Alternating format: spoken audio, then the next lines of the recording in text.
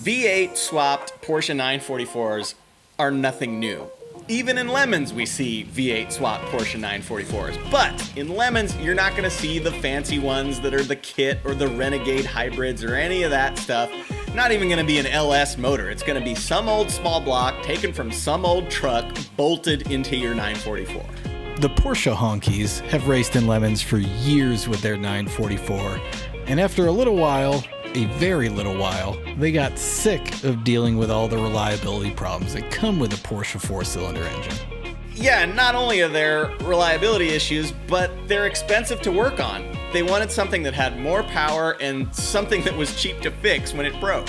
They decided, unlike some Lemons Porsche owners, that they would keep the transaxle from the stock 944 and swap in a small block Chevy V8. What we don't often mention in Lemons is that fabrication costs, the hundreds of hours of blood, sweat, and tears to make all of your bad ideas work, do not count against your budget. So in this case, the V8 conversion was mostly free in terms of Lemons' budget, if a little taxing on man hours. Yeah, and the motor itself couldn't be anything too fancy because that would run afoul of the Lemons judiciary system.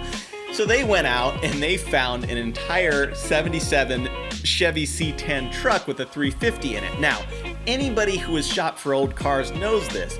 If you buy individual parts, they're often more expensive than if they're assembled into some giant car-shaped thing that's rotting in somebody's driveway.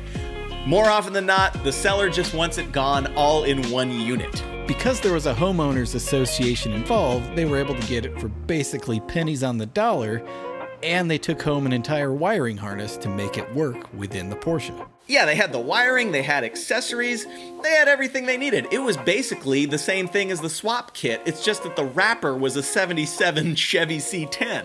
Now, what set them apart from other people who've done this swap is that they took that rusty wrapper and slapped it right on the front of their German performance car. The body panels, they had to section them a little bit to get the width to match, otherwise are just totally stock GM. The resulting masterpiece, they call it the Porsche C44 or the Mullet Mobile. I can't think of a better vehicular representation of business in the front, party in the back.